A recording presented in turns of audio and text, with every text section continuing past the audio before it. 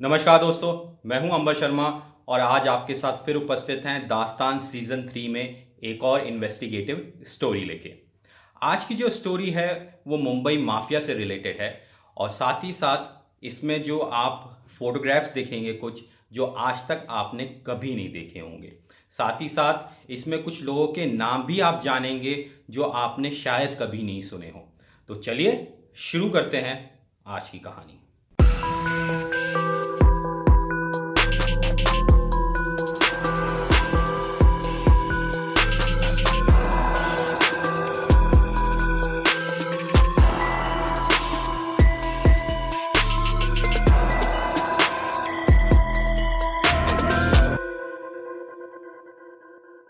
जब भी हम मुंबई माफिया की बात करते हैं, खासकर आजकल, तो सबसे ज़्यादा जो नाम दिमाग में आते हैं वो एक दाऊद इब्राहिम और छोटा राजन। कहा जाता है कि इन दोनों ने जो है मुंबई माफिया की जो एक शक्ल है वो बदली और साथ ही साथ इसको बहुत कुछ ग्लैमराइज्ड किया। ग्लैमराइज कहने का मतलब मेरा यह है कि हमेशा मीडिया में छाए रहना और किसी ना किसी प्रकार से पार्टीज में छाए रहना और बहुत कुछ ऐसा था जो हमेशा जो है लोगों को इनके बारे में जानने के लिए उत्सुकता पैदा करता था। मैं बात कर रहा हूं छोटा राजन के एक बहुत ही खास सिपा सलार की, जिसने राजन गैंग को एक आगे लेके गया, एक ग्राफ आगे बढ़ाया। कह सकते हैं कि उसको जो है जब छोटा राजन दाऊद इब्राहिम से अलग हुआ तो उसको जो है एक जो संगठित किया छोटा राजन के गैंग को, वो किया था रोहित वर्मा ने। तो ये कहानी जो है वो रोहित वर्मा और छोटा राजन के साथ की है कि कैसे ये दोनों मिले और कैसे साथ में ये बैंकॉक पहुंच के रहने लगे और फिर क्या होता है। रोहित वर्मा जो है उसका जो असली नाम है वो है धर्मेंद्र पांडे। और धर्मेंद्र पांडे को घर में जो है सब लोग प्यार से बब्बू कह के बुलाया करते थे। और ये मुंबई में एक सबब इलाके में रहा परिवार अच्छा, और परिवार का किसी का भी जो है गैंग से या क्राइम से कोई लेना देना नहीं था। दूसरी तरफ अच्छे खासे एक कहते हैं कि कॉन्वेंट यानी कि इंग्लिश मीडियम स्कूल में रोहित वर्मा की पढ़ाई हो रही थी और 12th करने के बाद जो है रोहित वर्मा ने एक जॉब शुरू करी और वो जॉब शुरू की थी साइंस सर्किल में एक केक शॉप पे। और वहाँ पे जो है रोहित वर्मा यानी कि असली नाम धर्मेंद्र पांडे वहाँ पे कुछ लोगों के संपर्क में आता है और वहाँ से जो उसकी दोस्ती होती है, कहते हैं कि वो कुछ क्रिमिनल्स के साथ उठना बैठना उसका शुरू हो जाता है जब उसने अपनी जॉब शुरू करी। और जो जॉब उसने शुरू की केक शॉप पे, तो वहाँ पे वो सबसे पहली बार मिलता है जुगनू या जग्गू शेट्टी के गैंग से। अगर मैं गलत नहीं हूँ तो शायद जग्गू शेट्टी का गैंग था। और वहाँ पे ये उन लोगों के साथ आना जाना इसका बड़ा और उस गैंग के साथ मिलके इसने कुछ क्राइम किया। बात है 26 सितंबर 1994 की और शेट्टी ग्रुप का एक मेंबर अरेस्ट होता है जिसका नाम था राजेश शेट्टी। राजेश शेट्टी जो है पकड़ा जाता है, खार पुलिस उसको अरेस्ट करती है और खार पुलिस जो अरेस्ट करने के बाद जो नाम खुलते हैं उसमें रोहित वर्मा का भी नाम आता है। रोहित वर्मा को भी अरेस्ट किया जाता है और रोहित वर्मा ने उस ग्रुप से बचने के लिए जब भी वो पकड़ा जाता था कि उसको कम सज़ा हो या फिर उसको जो है बिल्कुल ही ना सज़ा हो और उसको हमेशा छूट जाए, तो रोहित वर्मा जो है पकड़े जाने पे ये कह देता था कि ये लोग ने मुझे यहाँ पे बुलाते थे, कहते थे 20,000 रुपये देंगे या 10,000 रुपये देंगे, अगर कोई आता जाता दिखे तो तुम एक बार सीटी मार देना। तो जब भी ये पकड़ा गया रोहित वर्मा, शेट्टी ग्रुप के जब केसेस खुलने शुरू हुए, तो रोहित वर्मा हमेशा ये कह के उसने अपना स्टेटमेंट सेम रखा कि मैं जो हूँ ये मुझे बुलाते थे और मेरा काम इतना होता था कि ये कहते थे कि कोई आता जाता दिखे तो सीटी मार देना। रोहित वर्मा हमेशा एक ही बयान दिया करता था। कुछ फोटोग्राफ्स आप देख रहे हैं रोहित वर्मा के इस समय स्क्रीन पे। ये रोहित वर्मा का एक सबसे पुराना फोटोग्राफ है जो स्कूल टाइम का है या कॉलेज टाइम का है, जिसमें उसकी बिल्कुल पहचान समझ में नहीं आ रही है। बिल्कुल एक पतला सा लड़का सा, स्कूल गोइंग लड़का सा दिख रहा है। अब इसी शेट्टी ग्रुप के जब केसेस चलते हैं तो इसमें रोहित वर्मा को जो है सजा भी हो जाती है, और सजा होने के बाद जो है ये जेल में पहुंचता है। 1994 के में ही शायद जेल में पहुंचता है, और वहां पे मुलाकात होती है उसकी मत्या भाई से। मत्या भाई जो है वो छोटा राजन के लिए जो है काफ़ी अंदर बैठ के लोगों की भर्ती किया करता था। ये मैंने आपको पहले भी बताया था, और ये बात बिल्कुल सच है कि छोटा राजन के लिए जो भर्ती जेल से होती थी वो हमेशा जो है मत्या भाई के थ्रू होती थी। इसके बाद जो है मत्या भाई से रोहित वर्मा की मुलाकात होती है जेल में, और रोहित वर्मा जो है छोटा राजन गैंग के लिए काम करने लगता है। इसी बीच में 94 हुआ, 95 हुआ। रोहित जो है छोटा राजन के लिए काफ़ी कुछ वहाँ पे वर्क करने लगता है, और साथ ही साथ जो है एक्सटॉर्शन का बिजनेस जो है शुरू करने लगता है। वहाँ पे काफ़ी संभालता है, मुंबई में एक्सटॉर्शन का बिजनेस संभालता है। और कहते हैं कि एक्सटॉर्शन के बिजनेस में जो है 70-80 लाख रुपए महीना इकट्ठा हो जाता था उस टाइम पे। और इसके बाद जो है इसको जो है वहाँ से निकाल के रोहित वर्मा को नेपाल शिफ्ट किया जाता है, और नेपाल में शिफ्ट होने के बाद ये नेपाल से जो है मुंबई में एक्सटॉर्शन किया करता था। एक और किस्सा मैं आपको बताता हूँ कि जो ये हवाला का पैसा होता था, आई मीन जो एक्सटॉर्शन का पैसा होता था, वो हमेशा हवाला से भेजा जाता था। और ये जो हवाला किया जाता था, ये जो पैसा इकट्ठा करती थी, वो एक लड़की थी, और उसको बुरखे वाली लड़की कहते थे, या बुरखे वाली आपा, या बुरखे वाली कुछ कहा जाता था। उसका चेहरा किसी ने आज तक नहीं देखा, बस वो बुरखा पहन के पहुंचती थी, पैसा इकट्ठा करती थी, और हवाला के थ्रू रोहित वर्मा को भेज देती थी। हमने कोशिश की इसके बारे में जानने की, ये कौन महिला थी जो बुरखा पहन के पैसे इकट्ठे करके हवाला के थ्रू रोहित वर्मा को और छोटा राजन के गैंग को भेजा जाता था नेपाल, और लेकिन हमें इसका कुछ पता नहीं चला। दूसरी तरफ जब रोहित वर्मा नेपाल में था 94 में, जब और अरेस्ट हुआ था, और फिर बेल होके ये मुंबई में कुछ दिन एक्सटॉर्शन किया, और फिर वहाँ से जो है नेपाल शिफ्ट हो गया, बेस बनाया। तो उस टाइम पे जो है छोटा राजन जो है मलेशिया में था, और मलेशिया में जिसके साथ छोटा राजन रहा करता था वो था अशोक शेट्टी। अब आगे बढ़ते हैं। 1996 में जब रोहित वर्मा नेपाल में था, और नेपाल में रहने के साथ साथ जो है वो उसके साथ जो व्यक्ति था वो था रवि पुजारी। रवि पुजारी हमेशा अपने बड़बोड़ेपन के लिए मीडिया में रहा, हाईलाइट रहा, लेकिन बहुत सारे रवि पुजारी के फ़ोटो भी मैं आपको इस एपिसोड में दिखाऊंगा जो रोहित वर्मा के साथ के हैं, जो आपने शायद कभी नहीं देखे होंगे। 96 में रोहित वर्मा नेपाल में था, रवि पुजारी उसके साथ वहाँ पे था, और 1997 जनवरी में रोहित जो है मुंबई आता है अपनी टीम के साथ, जिसमें रवि पुजारी भी होता है शायद, और दत्ता सावंत का मर्डर करता है। दत्ता सावंत जो एक पॉलिटिकल फिगर थी, दुनिया जानती है, उनके बारे में कहना ज़्यादा कम होगा कि वो किस पर्सनालिटी के व्यक्ति थे दत्ता सावंत। तो दत्ता सावंत की मर्डर की प्लानिंग की स्टोरी हम आपको किसी और दिन सुनाएंगे। और दत्ता सावंत के मर्डर के बाद जो है रोहित वर्मा जो है रवि पुजारी के साथ जो है वापस नेपाल पहुंच जाता है, और नेपाल पहुंचने के बाद वो जो है रोहित वर्मा नेपाल में शादी करता है एक नेपाली लड़की से, और वहाँ पे रोहित वर्मा अपना नाम बताता है संदेश शर्मा। तो संदेश शर्मा के नाम से भी इसका रोहित वर्मा का एक पासपोर्ट था। तो असली नाम धर्मेंद्र पांडे उर्फ बब्बू, और जब पहली बार पकड़ा गया तो अपना नाम इसने रोहित वर्मा बताया, और क्राइम की दुनिया में ये रोहित वर्मा के नाम से जाना गया। दूसरी तरफ जब ये नेपाल में शिफ्ट हो जाता है 96 के आसपास, और 97 में दत्ता सावंत का मर्डर किया, और वापस नेपाल जाता है तो एक लड़की से शादी करता है, और उसका अपना नाम बताता है संदेश शर्मा। संदेश शर्मा को के नाम से इसका पासपोर्ट भी रब बना, और उसके बाद उस पासपोर्ट पे यानी कि संदेश शर्मा के पासपोर्ट पे काफ़ी टाइम तक ट्रैवल भी किया। इसी बीच में जैसा मैंने शुरू में भी बताया कि छोटा राजन का ग्राफ जो है रोहित ने काफ़ी बढ़ाना शुरू कर दिया था मैनेजमेंट के थ्रू अपने।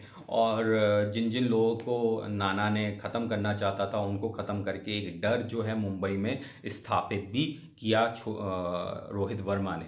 दूसरी तरफ 1997 दिवाली की बात है, जब रोहित वर्मा फिर से हिंदुस्तान आता है संदेश शर्मा के पासपोर्ट पे। और उसके बाद जो है ये बैंगलोर पहुंचता है, बैंगलोर या मैंगलोर पहुंचता है और वहाँ पे मोहन कोटियन का मर्डर करता है और वहाँ से वापस जो है नेपाल चला जाता है। जब रोहित वर्मा की नेपाल में शादी हो गई और 98 या 1999 के आसपास की बात है, रोहित वर्मा जो है कहते हैं कि नेपाल में जो है दिलशाद मिर्ज़ा बेग का कत्ल करता है और वापस जो है बचने के लिए हिंदुस्तान आ जाता है। लेकिन एफआईआर जो हुई थी वो उसमें जो एफआईआर हुई थी उसमें बबलू श्रीवास्तव का नाम आया था। और ये स्टोरी मैंने की थी कि एफआईआर जो है वो बबलू श्रीवास्तव के नाम थी, लेकिन छोटा राजन ने फ़ोन करके सब मीडिया हाउसेस को बोला था कि ये काम मैंने किया है दिलशाद मिर्ज़ा बेग वाला। और इसी बीच में रोहित वर्मा जो है वापस जो है दिलशाद मिर्ज़ा बेग वाले मर्डर के बाद इंडिया आता है और दिल्ली में रुकता है। तो उस समय उसके साथ गुरु साटम, शायद फरीद तानाशाह, रवि पुजारी और कुछ और लोग थे, शायद उसकी वाइफ भी थी। और ये जो हैं दिल्ली में एयरपोर्ट के आसपास कुछ लोग जो हैं एयरपोर्ट के आसपास रुके, कुछ करोल बाग में रुके, कुछ पहाड़गंज में रुके। इन्होंने एक ही होटल में कमरा नहीं लिया, अलग अलग कमरा लिया, अलग अलग होटल्स में, अलग अलग दिशाओं में। दूसरी तरफ इन्हें जब मिलना होता था तो इनका एक टाइम फिक्स था कि हम दिल्ली घूमेंगे, सब जगह जाएंगे, मिलेंगे लोगों से। तो सुबह 10 बजे का ये टाइम फिक्स करते थे या 11 बजे का, जो भी एक टाइम फिक्स करते थे, और उस एक टाइम पे सब लोग जो हैं एक जगह इकट्ठे हो जाया करते थे और वहाँ से ये लोग साथ जाया करते थे। इसी बीच में रवि पुजारी ने एक सबसे बड़ी गलती की, क्योंकि मैंने आपको एक स्टोरी में शायद बताया भी था कि ये लोग दिल्ली में अरेस्ट हुए थे 1998 और 1999 के आसपास। और इनको जो अरेस्ट किया था वो स्पेशल टास्क फोर्स के शायद शर्मा जी थे, दिल्ली क्राइम ब्रांच के शायद मिस्टर शर्मा थे, मुझे पूरा नाम याद नहीं आ रहा, जिन्होंने अरेस्ट किया था। उन्होंने जब अरेस्ट किया था तो बहुत सारी चीज़ें पता चली थी और फिर बाद में इन्होंने कोई जुगाड़ निकाल के ये लोग वहाँ से निकल गए। दूसरी तरफ ये यहाँ पे दिल्ली में अरेस्ट कैसे हुए उसकी कहानी क्या है कि जो रवि पुजारी था उसकी आदत हमेशा, आपको सबको पता ही है, फ़ोन करना और धमकाना एक्सटॉर्शन के लिए। वो अलग होने के बाद भी अभी तक यही सब करता रहा, फिर मीडिया को फ़ोन करके बताता रहा। तो उसने दिल्ली में एक पीसीओ से एक मुंबई फ़ोन कॉल की एक्सटॉर्शन, और गलती से वहाँ पे एक सादी पुलिस में एक कांस्टेबल खड़ा था जिसने ये पूरी बात रवि पुजारी की सुन ली, एक्सटॉर्शन वाली। और वो चुपचाप जो है रवि पुजारी को फॉलो करता है कि वो किस होटल में है। पूरी वॉच रखी जाती है 1-2 दिन, और जब लोग सब लोग इकट्ठे होते थे सुबह के टाइम मिलने के लिए, तो ये जो है जो पुलिस कांस्टेबल है ये फॉलो करता था। और उसके बाद जो है जब ये डिसाइड हो गया कि हाँ ये कोई गैंगस्टर हैं, हो सकते हैं क्रिमिनल हैं, तो इनके ऊपर जो है इनको अरेस्ट किया जाता है। अब जब अरेस्ट किया जाता है तो बहुत सारी चीज़ें खुल के सामने आई या नहीं आई ये तो भगवान जानता है, लेकिन जो है दूसरी तरफ इनको जो है इन्होंने कोई जुगाड़ निकाला और जुगाड़ निकाल के ये दिल्ली से निकल जाते हैं। अब दिल्ली से निकल के ये पहुंचते हैं सहारनपुर। एक फोटोग्राफ में आपको दिखा रहा हूँ जिसमें रवि पुजारी है और उसकी वाइफ है पद्मा, और रवि पुजारी जो है फूलझड़ियाँ चला रहा है। ये दिवाली के आसपास या दशहरा के आसपास की फ़ोटो है सहारनपुर की, जो यूपी में एक टाउन है, एक सिटी है, और वहाँ की ये फोटोग्राफ है रवि पुजारी की। तो यहाँ पे जो है रवि पुजारी के कुछ रिश्तेदार रहा करते थे सहारनपुर में। तो जब ये दिल्ली से छूटे जुगाड़ करके अपना पहुँच निकाल के, तो ये सहारनपुर आते हैं और यहाँ पे रवि पुजारी के एक रिश्तेदार के यहाँ रुकते हैं। तो ये तब की फोटोग्राफ है। साथ ही साथ यहाँ पे इन्होंने एक नकली पासपोर्ट के लिए भी अप्लाई किया और उसमें जो है रोहित वर्मा ने अपना नाम माइकल डिसूजा किया। तो ये जो रोहित वर्मा के जो 3 नाम थे, रोहित वर्मा, संदेश शर्मा और माइकल डिसूजा। अब आपको ये पता चल गया कि कैसे ये 3 नाम उसके नकली नाम बने और कैसे बने। दूसरी तरफ आगे बढ़ते हैं। अब ये यहाँ से जो है, इसी बीच में एक और चीज़ मैं आपको बता दूं कि छोटा राजन जो है वो मलेशिया में अशोक शेट्टी के साथ ही रह रहा था, और अशोक शेट्टी जो है कोऑर्डिनेट किया करता था between all the teams behalf of छोटा राजन। और अब आगे बढ़ते हैं। ये यहाँ से जो है सबसे पहले जो है रोहित वर्मा और गुरु साटम, रवि पुजारी, ये सब पहुँचते हैं हांगकांग। जब रोहित वर्मा हांगकांग पहुँचता है तो रोहित के साथ रवि पुजारी, गुरु साटम और शायद हेमंत पुजारी भी होता है, और वहाँ पे ये बैठ के बिज़नेस करने की कोशिश करते हैं, बिज़नेस जमाने की। लेकिन उसी बीच में जो है 99 के आसपास जो है हांगकांग जो है यूके से अलग हो रहा था और चाइना को हैंड ओवर हो रहा था। तो इन्होंने ये सोचा कि यहाँ पे अब शायद बिज़नेस अपॉर्चुनिटी नहीं हो पाएगी, या हम यहाँ से अपना बिज़नेस नहीं मतलब चला पाएंगे, तो ये वहाँ से बैंकॉक निकल जाते हैं। ये बैंकॉक फ्लाई करते हैं, और दूसरी तरफ जो है अशोक शेट्टी के साथ मलेशिया में जो है छोटा राजन वहाँ रह रहा होता है। रोहित वर्मा जब बैंकॉक पहुँच जाता है, जब हांगकांग से जब तो उसके उसी से कुछ टाइम बाद, 4-5 महीने बाद जो है छोटा राजन भी बैंकॉक आ जाता है। और बैंकॉक में कहा जाता है कि जब छोटा राजन बैंकॉक पहुंचता है तो अशोक शेट्टी से कुछ इनका आपस में कोई पंगा हो गया होता है, या मिसअंडरस्टैंडिंग हो गई होती है। तो छोटा राजन जो है अशोक शेट्टी को छोड़ के मलेशिया में रोहित वर्मा के पास बैंकॉक आ जाता है। और यहाँ से जो है बैंकॉक में आने के बाद छोटा राजन की जो है खास जो है दोस्ती शुरू हो जाती है, एक तरीके से खास बनना शुरू हो जाते हैं एक दूसरे के, रोहित वर्मा और छोटा राजन। और दूसरी एक खास बात मैं आपको बता देता हूं कि जब रोहित वर्मा बैंकॉक पहुंचता है और छोटा राजन ज्वाइन करता है, इन्होंने कभी भी अपने घर की लोकेशन नहीं बताई कि हमने घर कहाँ लिया है रेंट पे। और वो जो घर था वो रेंट पे था, और उस समय इनके पास कोई परमानेंट वीज़ा भी नहीं था, एक टूरिस्ट वीज़ा था। और टूरिस्ट वीज़ा की जो एक वैलिडिटी होती है वो 15 दिन की आसपास होती है, विद 7 डेज एक्सटेंड कराने की। तो 21 डेज होता है। जो बैंकॉक आते जाते रहते हैं उन्हें ये सिस्टम अच्छे से पता होगा। तो ये लोग क्या करते थे कि जब इनकी डेट खत्म होने वाली होती थी तो ये वहाँ से जो है कंबोडिया निकल जाते थे, या सिंगापुर निकल जाते थे, या हांगकांग निकल जाते थे, और 1-2 दिन बाद फिर वापस आके ऑन अराइवल 21 दिन के लिए ये बैंकॉक में सेटल हो जाते, और फिर उसके बाद जो है 21 दिन के लिए ये फिर से बैंकॉक में सेटल हो जाते थे। तो अब इसका भी तोड़ इन्होंने निकाला कि ये पूरी जिंदगी तो हम ऐसे कर नहीं सकते हैं कि बार बार 21 दिन बाद थाईलैंड से बाहर जाएं और फिर 2 दिन बाद फिर री एंट्री लें। तो इससे क्या है कि बार बार शक भी पड़ता है लोगों को, और कुछ तो इसका इन्होंने जुगाड़ निकालने का सोचा, और वो जुगाड़ इन्होंने निकाला कि यहाँ पे हम बिजनेस करते हैं। तो बिजनेस क्या किया, जो रोहित वर्मा था माइकल डिसूजा के नाम पे रह रहा था पासपोर्ट पे, और उसने वहाँ पे एक ज्वेलरी शॉप खोली, यानी कि गहनों की दुकान खोली एक दिखाने को। लेकिन असल बिजनेस जो था वो एक्सटॉर्शन का ही था।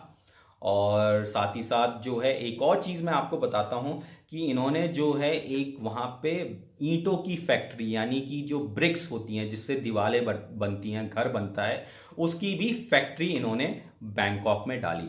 मैं आपको एक फोटोग्राफ दिखा रहा हूँ। ये फोटोग्राफ जो है स्क्रीन पे आप देख पा रहे हैं कि बर्थडे का है, छोटा राजन के बर्थडे का फोटोग्राफ है, और इसमें जो है शैंपेन की बॉटल खोली जा रही है। और इसमें जो शैंपेन की बॉटल खोल रहा है वो व्यक्ति का नाम तो हमें नहीं पता, लेकिन जो उसके पीछे है वो व्यक्ति है रवि पुजारी। लेकिन साथ ही साथ इसमें मैं इस फोटोग्राफ में एक और चीज़ बताता हूँ कि जो एक ब्लैक कलर के सूट में व्यक्ति खड़ा है, जिसने एक चेक की टाई ब्राउन कलर की लगा रखी है, वो व्यक्ति जो है वो थाईलैंड का है, और शायद उसका नाम जो है त्रिपोन है, जो कि कहते हैं कि थाई मिनिस्टर था। तो छोटा राजन का जो ब्रिक फैक्ट्री में पार्टनर था वो ये थाई व्यक्ति था, जो शायद मिनिस्टर था थाईलैंड की गवर्नमेंट में। तो ये फोटोग्राफ में आप उसका बैंकॉक का जो पार्टनर है छोटा राजन का वो देख पा रहे हैं, और एक रोहित वर्मा आई थिंक दिख रहा है शायद इसमें, जो लंबा सा व्यक्ति है आई थिंक वो रोहित वर्मा ही है। दूसरी तरफ इस फोटोग्राफ में एक ब्राउन कलर की साड़ी पहने हुए बैक दिख रही है एक लेडी की, तो वो लेडी जो है वो है सुजाता यानी छोटा राजन की वाइफ, जिसको नानी के नाम से भी जानते हैं।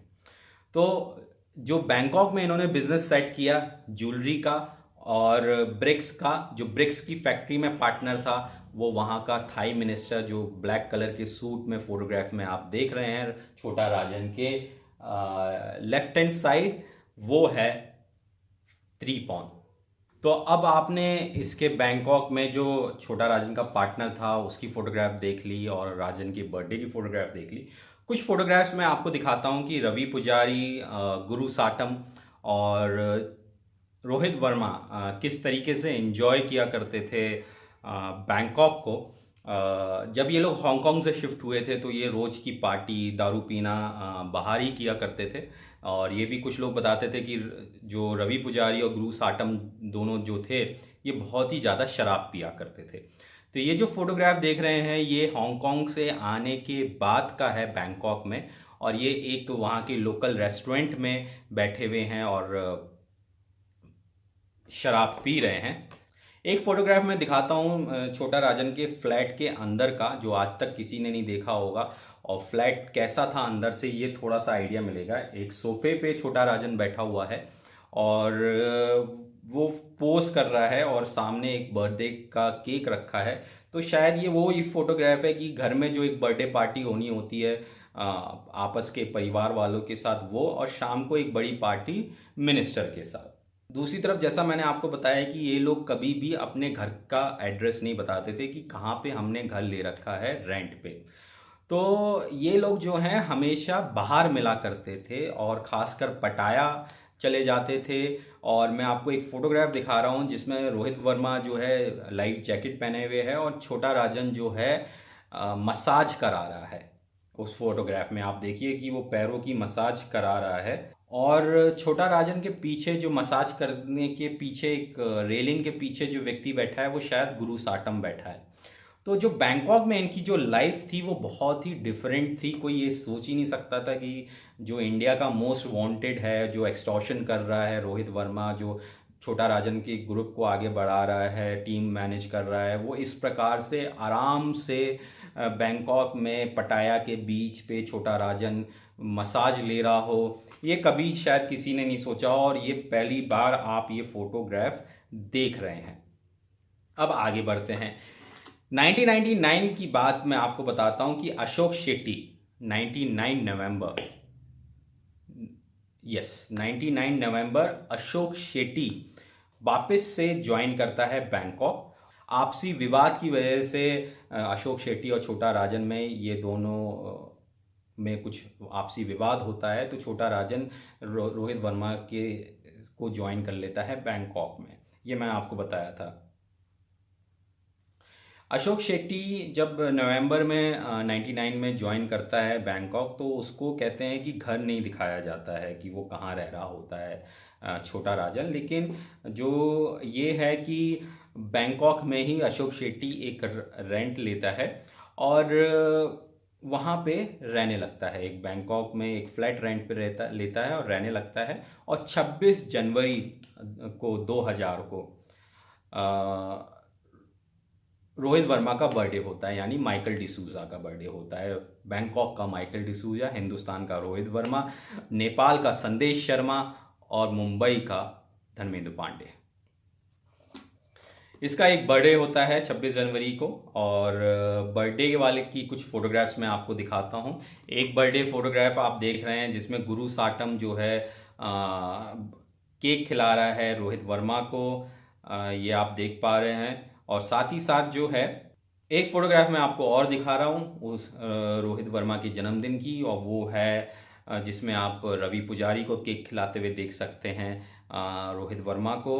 और रोहित के साथ जो हैं और कुछ लोग वहाँ उपस्थित हैं। और साथ ही साथ आप एक फोटोग्राफ में एक व्यक्ति देख रहे होंगे वाइट कलर की शर्ट में, जो कि ब्लू कलर की शर्ट वाले व्यक्ति के साथ है। जो वाइट कलर की शर्ट पहने हुए जो व्यक्ति है जिसका फेस नहीं दिख रहा है वो कोई और नहीं अशोक शेट्टी है। अशोक शेट्टी की ज़्यादातर कोई फोटोग्राफ्स अवेलेबल नहीं है, एक ये ही फोटोग्राफ्स हमें मिल पाई है जिसमें ये खड़ा है। कहते हैं कि 26 जनवरी को ही जब रोहित वर्मा की पार्टी हो रही थी या हो गई थी, ओवर हो गई थी, तो रवि पुजारी गुरु साटम में जो है पैसे की बात को लेके कुछ आर्ग्यूमेंट होता है।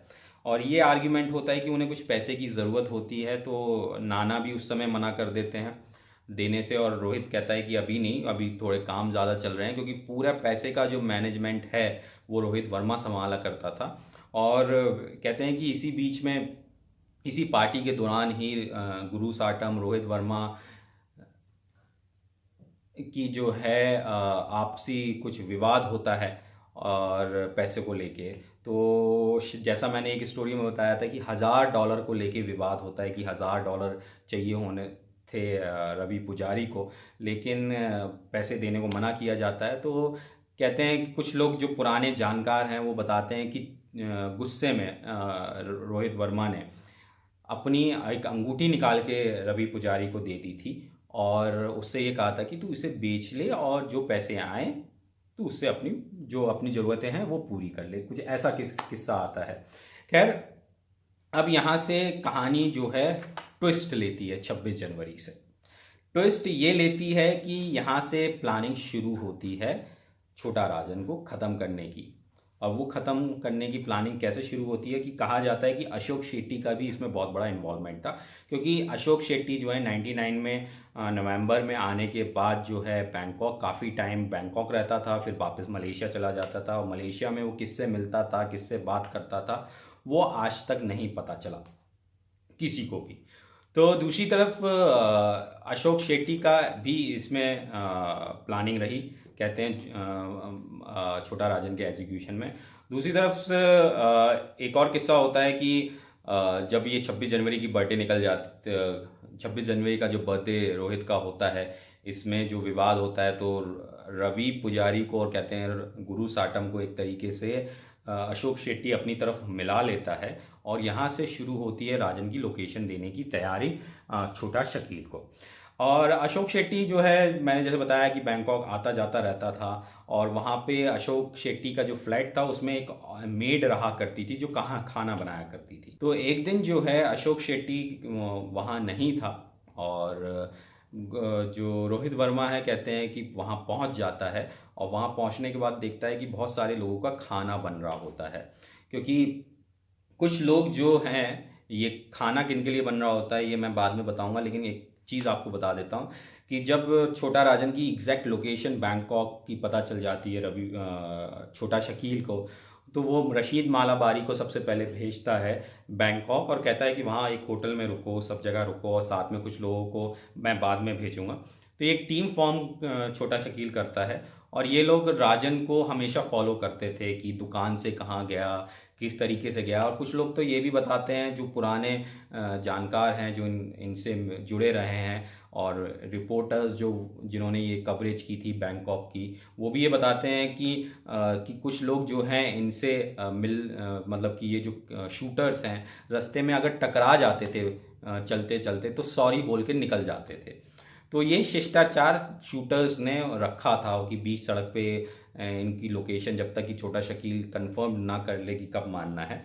तो 4-5 महीने इनकी प्लानिंग में ही निकल गए। और जो मैं बता रहा था कि खाना बन रहा था, एक बार जब रोहित वर्मा अशोक शेट्टी के घर में पहुंच जाता है, तो कहते हैं कि बहुत सारा खाना बन रहा होता है। तो अशोक शेट्टी की मेड से पूछता है कि अशोक तो यहाँ है नहीं, तो तुम किसके लिए खाना बना रहे हो?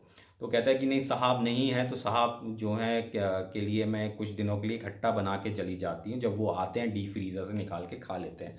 लेकिन कुछ लोग ये बताते हैं कि अशोक शेट्टी से जो के घर में जो मेड थी वो इनडायरेक्टली कुक करती थी जो शूटर्स आए थे छोटा शकील के द्वारा भेजे गए थे उनके लिए। तो अशोक शेट्टी के घर से जो है खाना जाया करता था उन शूटर्स को। 4-5 महीने इसी प्रकार से बीते।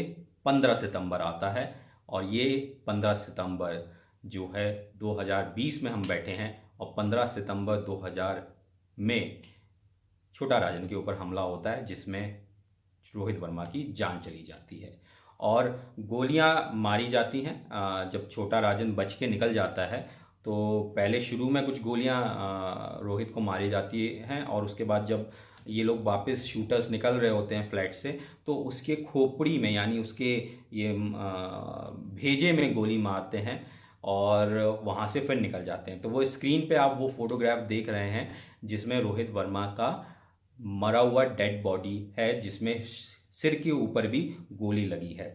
यहाँ पे कहते हैं कि एक और कोई 15 सितंबर को जब ये हमला होना होता है, तो कहते हैं कि जिस दिन हमला होना होता है उस दिन जो है अशोक शेट्टी सबसे पहले पहुंचता है घर में, लोग सबसे हाय हेलो करता है और कहता है कि मैं थोड़ी देर में आऊँगा। लेकिन थोड़ी देर बाद जो है कुछ लोग और आते हैं जो ये गोलीबारी करके चले जाते हैं।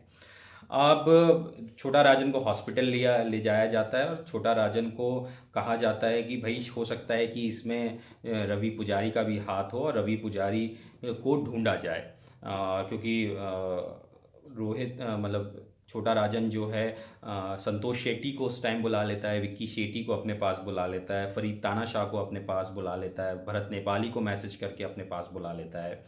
और सब लोगों ने कहा कि रवि पुजारी को ढूंढा जाए, क्योंकि रवि पुजारी जब अटैक हो गया था तो अटैक होने के 2-3 घंटे बाद जब सब लोग पहुंचते हैं, खासकर संतोष शेट्टी और भरत नेपाली जब वहां पहुंचते हैं, तो सबने पूछा रवि पुजारी कहाँ है। तो नाना ने यानी कि छोटा राजन ने ये कहता है कि रवि पुजारी जरा आउटिंग पे गया है। और आउटिंग पे गया है तो लोग कहते थे कि अगर आउटिंग पे गया है तो 2 घंटे की करेगा, 3 घंटे की करेगा, 24 घंटे की करेगा, आ जाएगा। लेकिन वो 3 दिन तक रवि पुजारी की कोई खबर नहीं, फ़ोन नहीं। तो सब ये कहते रहे कि इसको ढूंढने, ये कहीं नहीं, कंबोडिया गया था। रवि पुजारी जो है हत्या वाले दिन यानी कि जिस दिन ये छोटा राजन पे हमला हुआ था, रवि पुजारी रोहित वर्मा की हत्या हुई थी, उस दिन रवि पुजारी जो है गुरु साटम के साथ कंबोडिया निकल जाता है। और कंबोडिया से ये फिर और जगह जाता है, ये अलग की बात है। मैं ये इसलिए कह रहा हूँ कि रवि वर्मा रवि पुजारी जो है इसमें इन्वॉल्व था, उसका मैं आपको एक रीज़न भी बताऊंगा और एक प्रूफ भी मैं आपको दूंगा कि जहाँ पे छोटा शकील ने खुद ये बोला है कि रवि पुजारी हमारे साथ इन्वॉल्व था हमें इन्फॉर्मेशन देने के लिए। एक व्यक्ति का मैं नाम यहाँ पे बताता हूँ, उसका नाम है सैमी। सैमी जो था हांगकांग का रहने वाला था या बैंकॉक का रहने वाला था, और ये छोटा राजन के लिए जो है नंबर्स जो है मतलब कि ये जो सैमी जो है ये छोटा राजन के लिए नंबर्स लिया करता था, यानी कि टेलीफोन के, मोबाइल के सिम, पोस्ट पेड प्रीपेड दोनों। तो जो रोहित वर्मा हो गया, छोटा राजन हो गया, गुरु साटम हो गया, रवि पुजारी हो गया, ये सब जो हैं पोस्ट पेड नंबर्स इस्तेमाल करते थे फेक नेम पे। तो ये जो फेक नेम पे नंबर्स पोस्ट पेड निकालता था वो सैमी निकालता था, और सैमी ही बिल भरा करता था। जब सैमी ने हमले के कुछ टाइम बाद, 1 महीने बाद या 15 दिन बाद जो है बिल जमा किया, तो उसमें जो आइटमाइज्ड कॉल डिटेल्स आई रवि पुजारी के फ़ोन पे, वो उसमें बहुत सारे नंबर छोटा शकील के थे। और ये बात फिर नाना को रियलाइज़ होती है कि हाँ, रवि पुजारी भी इसमें इन्वॉल्व था। अब बात करते हैं छोटा शकील की, जहाँ पे छोटा शकील ने ये बोला है कि रोहित वर्मा की इन्फॉर्मेशन यानी कि छोटा राजन की इन्फॉर्मेशन हमें रवि पुजारी और गुरु साटम ने दी थी। तो सुनिए वो वाली फ़ोन कॉल। ये हमको दी थी रवि पुजारी ने और गुरु साटम ने। अच्छा, रवि पुजारी ने दी थी। हाँ, रवि पुजारी ने दी थी और गुरु साटम ने हमको दी थी, उसके इन्होंने पैसे लिए हमसे।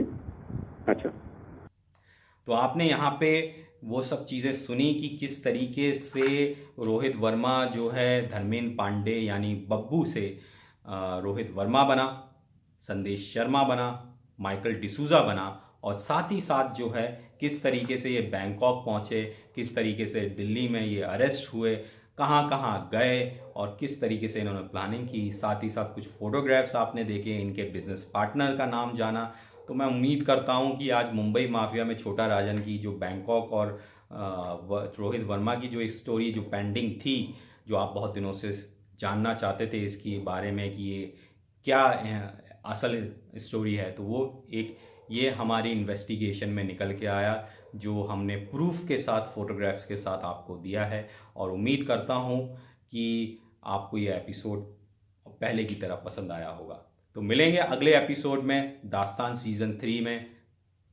तब तक के लिए मैं आपसे लेता हूँ विराम।